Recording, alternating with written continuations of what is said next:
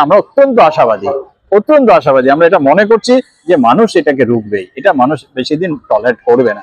বড় বড় মিডিয়া বলছেন তাদের টিআরপি, আপনি যদি খোঁজ করেন মিডিয়াতে দেখবেন পুরো ক্যাশ টাকা দিয়ে তাদেরকে চালাচ্ছে বড় বড় কোম্পানিগুলো, বড় বড় রাজনৈতিক পার্টি, ছোট ছোট পোর্টাল, ছোট ছোট ইউটিউবের অসংখ্য চ্যানেল, তাদের আজকে তাদের যে দর্শক অনেক সরকার এবং কেন্দ্রীয় সরকার উভয়ের কাছে আমরা দাবি জানাচ্ছি যে বিভিন্ন রাজ্যে যে বাঙালিদের উপর যে অত্যাচার হচ্ছে বা বাঙালি মুসলমানদেরকে বিশেষ করে বাংলাদেশি তকমা দিয়ে যে অত্যাচার হচ্ছে সেইটা বন্ধ করা, এটা আমাদের মূল দাবি। এই দাবিতেই আমরা আজকে আমাদের এইটা খুব গুরুত্বপূর্ণ বিষয় যে আমাদের আপনারা যদি দেখেন যে সমস্ত বড় মিডিয়া তারা কিন্তু হচ্ছে কোনো না কোনো বড় কর্পোরেট হাউসের পরিচালিত।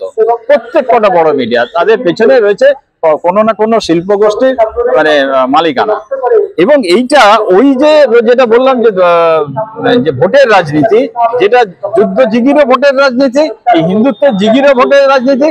এবং কিন্তু সাধারণ পশ্চিমবাংলার যে মানুষ বা ভারতবর্ষেরও সাধারণ মানুষ, তাদের যে দীর্ঘ গণ আন্দোলন বা স্বাধীনতার আগে থেকে যে গণতান্ত্রিক আন্দোলনের যে ঐতিহ্য, তারা কিন্তু সহজে এটাকে গিলবে না।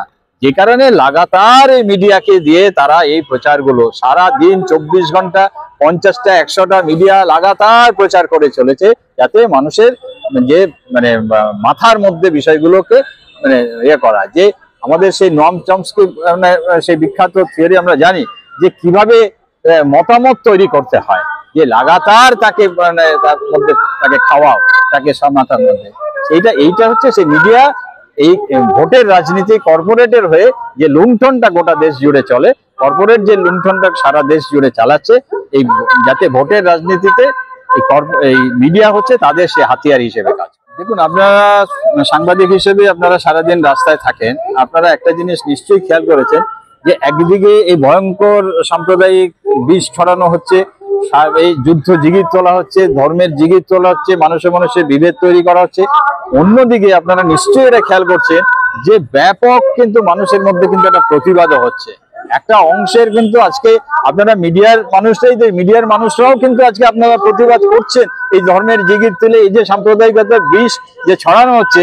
আজকে মিডিয়ার আরেকটা অংশ, ছোট অংশ, যেটা ছোট মিডিয়া, যারা ছোট ছোট হাউস, তারাও কিন্তু আজকে প্রতিবাদ করছে, বাধ্য হচ্ছে, কারণ এটা তাদের চেতনাকে আঘাত করছে। এটা পশ্চিমবাংলার মানুষ বা ভারতবর্ষের শ্রমজীবী মানুষ এটা মানতে চাইছে না। তারা কিন্তু এই প্রতিবাদগুলো কিন্তু বাড়ছে। কাজে আমরা এটা নিয়ে যে খুব এক্ষুনি হতাশ এরকম নয়, এরকম পরিস্থিতি আগেও এসছে, বারে বারে বিভিন্ন সময় এসছে, বরঞ্চ এই প্রতিবাদটা আমরা কিন্তু আগে দেখিনি।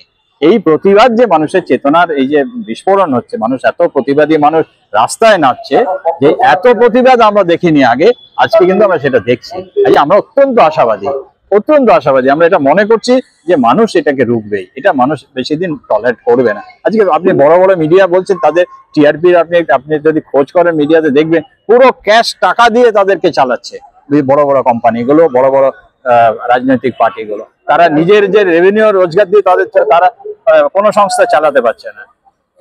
এইটা বরঞ্চ এই যে ছোট ছোট পোর্টাল, ছোট ছোট ইউটিউবের অসংখ্য চ্যানেল, তাদের আজকে তাদের যে দর্শক অনেক বাড়ছে।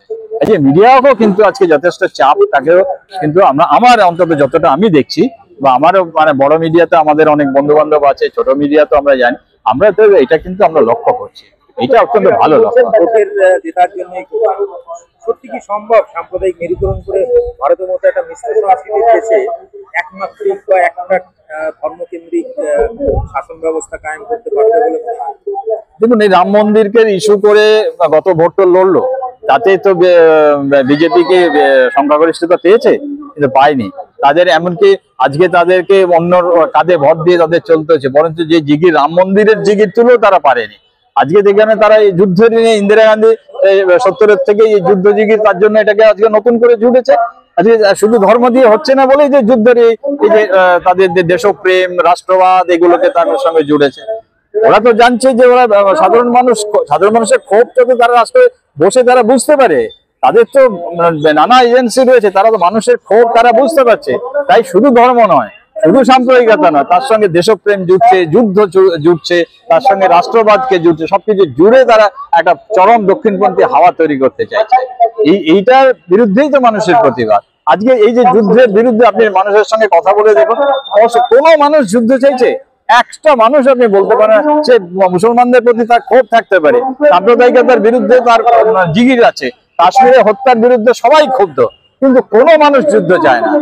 সে দুবেলায় দুমুঠো খাবার জোগাড় করা যেখানে সব থেকে কঠিন, সে যুদ্ধ মানুষের যুদ্ধ কারা ক্ষতিগ্রস্ত হয়? সাধারণ মানুষ অনেক বেশি ক্ষতিগ্রস্ত হয়। যুদ্ধ মানে মানবাধিকারের চরম লঙ্ঘন। যুদ্ধ মানে আপনার অর্থনৈতিক অধিকার চরম ভাবে লুটে নিয়ে যাবে। আপনি যুদ্ধ মানে আপনি কত টাকায় গ্যাস কিনবেন, আপনি বাজারে গিয়ে চালের দাম আপনি কত টাকায় আপনাকে কিনতে হবে। সাধারণ মানুষের উপরে যে যুদ্ধের প্রভাবটা আসবে, এই যে কোনো মানুষ যুদ্ধ চায় না। তাই আজকে মানুষ প্রতিবাদ করবেই, এটা আমাদের নিশ্চিত, এবং প্রতিবাদী কণ্ঠস্বরটা আমরা প্রতিদিন রাস্তায় দেখছি। এবং আমরা আজকের আমাদের এই প্রোগ্রাম, আমরা মানে ছোট প্রোগ্রাম, কিন্তু আমাদের এত মানুষ, আমরা যাদের অনেককে চিনি না, তারা এসে জড়ো হয়েছে যে আমরা প্রতিবাদটা আপনাদের সঙ্গে আমরা করতে চাই।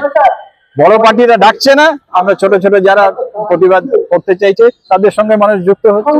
কোনো বড় পার্টি যদি ডাক দেয়, আজকে অনেক মানুষ অনেক মানুষ কিন্তু এটা রুখে দাঁড়াবে। কিন্তু এই কর্পোরেটের প্রভাব এত, মানে বড় বড় কর্পোরেট হাউসের বিরুদ্ধে কেউ যেতে চাইছে না, যার ফলে বড় পার্টিগুলো আজকে আরেকটা সমস্যা তৈরি করছে, কারণ প্রতিবাদ তারা করছে না। তারা প্রতিবাদ না করলে ব্যাপক প্রতিবাদ হওয়াটা তো কঠিন হয়, আর সময় লাগবে, কিন্তু তাদেরও নামতে হবে যদি তাদের টিকে থাকে।